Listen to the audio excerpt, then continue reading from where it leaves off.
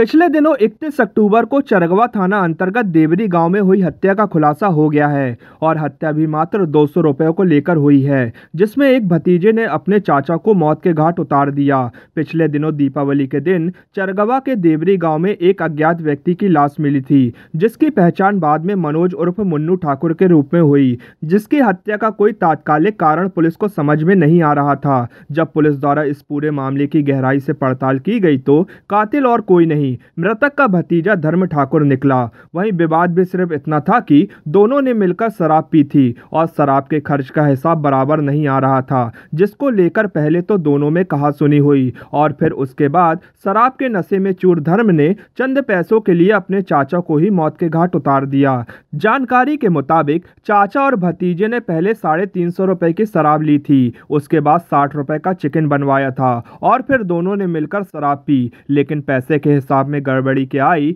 रिश्ते तार तार हो गए और जब शराब से प्यास न बुझी तो फिर रिश्तों का लिहाज ना करते हुए विवाद हत्या तक पहुंच गया। थाना चरगवा में देवरी गांव के अंतर्गत गांधी के खेत में एक लाश मिलने की जानकारी थाना प्रभारी महोदय को प्राप्त हुई थी, जिस पर तत्परता से हमारे वहाँ के नगर पुलिस अधीक्षक महोदय हैं वो और थाना प्रभारी महोदय एफएसएल टीम और बाकी लोगों के साथ वहाँ पहुँचे थे। जब लाश को देखा गया तो लाश के ऊपर काफ़ी गंभीर वो घाव थे। प्रथम दृष्टया देखने से ही वो केस लग रहा था कि ये वो मर्डर केस है। उसके ऊपर पुलिस ने कुछ सस्पेक्ट्स देखे थे, उन सस्पेक्ट्स पर जब वर्क किया तो ये पता चला कि जो मृतक है उसी के रिश्ते में लगने वाला उसका भतीजा था, वो घटनास्थल पर जब मिला था तो हमारे थाना प्रभारी महोदय को उन पर संदेह हुआ था, क्योंकि उसके कपड़े थे उस पर मक्खियाँ काफ़ी लग रही थी, जिसके आधार पर ये लग रहा था कि वो ब्लड होने के कारण उनके कपड़ों पर वो इतने सारे मक्खियाँ लग रही हैं। जब उनको बुला के पूछताछ की गई तो पहले तो वो काफ़ी वो अन्य लोगों की चीज़ें बताई, लेकिन बाद में जब पूछताछ हुई तो ये स्पष्ट हुआ कि वो अपने चाचा के साथ घूम रहा था। इस बात की तस्दीकी वहाँ के सीसीटीवी फुटेजेस है उसको देखकर भी हुई थी कि चरगवा में भी वो अपने चाचा के साथ घूम रहा था और वहाँ उसने शराब की दुकान थी लीकर की, वहाँ से शराब लिया था। उसके बाद एक अंडे की शॉप पर जाकर उन लोगों ने चिकन बनवाया था, वो खाया था और दोनों वो थाने के सामने से निकलकर गांधी के खेत की तरफ अपने गांव की तरफ जा रहे थे, जहाँ रास्ते में उन लोगों ने जब दारू पिया तो उनका इस बात को लेकर विवाद हुआ कि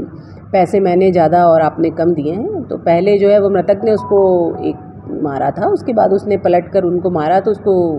जिस चीज़ से मारा था उसमें कीले लगे होने के कारण काफ़ी गंभीर चोटें आई थी और उसकी वहाँ डेथ हो गई थी। उसके बाद वो उन्हें छोड़कर वहाँ से भागा था